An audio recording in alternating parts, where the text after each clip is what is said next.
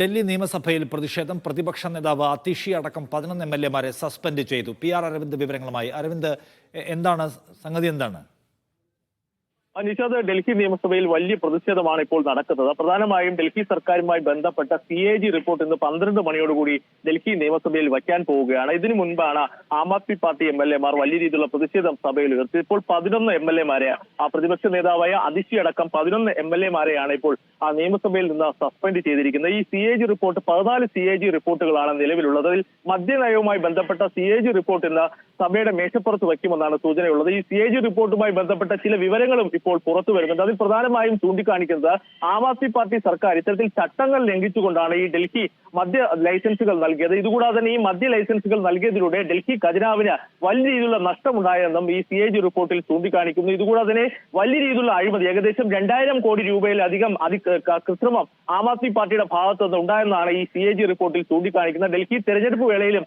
ഈ CAG report വലിയ ചർച്ചയായിരുന്നു. ഡൽഹിയിൽ ആം ആദ്മി സർക്കാർ ഇതുവരെ CAG റിപ്പോർട്ട് നിയമസഭയിൽ അവതരിപ്പിക്കുന്നില്ല എന്ന വിമർശനം കോൺഗ്രസും അതുപോലെ തന്നെ BJP-യും ഉയർത്തിയിരുന്നു. എന്തായാലും ഡൽഹിയിൽ BJP സർക്കാർ വന്ന ആദ്യ നിയമസഭാ സമ്മേളനത്തിൽ തന്നെ ഈ CAG റിപ്പോർട്ട് ഡൽഹി നിയമസഭയിലേക്ക് എത്തുകയാണ്. 12 മണിയോടുകൂടി തന്നെ ഈ CAG റിപ്പോർട്ട് സഭയിൽ വയ്ക്കും. അതിനു മുമ്പാണ് ഇപ്പോൾ ആം ആദ്മി പാർട്ടി അംഗങ്ങൾ പ്രതിഷേധിക്കുന്നത്. ഇപ്പോൾ 11 പേരെ, ഡൽഹിയിലെ പ്രതിപക്ഷ നേതാവായ അതിഷി അടക്കം 11 പേരെ ഇപ്പോൾ സഭയിൽ നിന്ന് ഒരു ദിവസത്തേക്ക് സസ്പെൻഡ് ചെയ്തിരിക്കുകയാണ്. നിഷാദ്.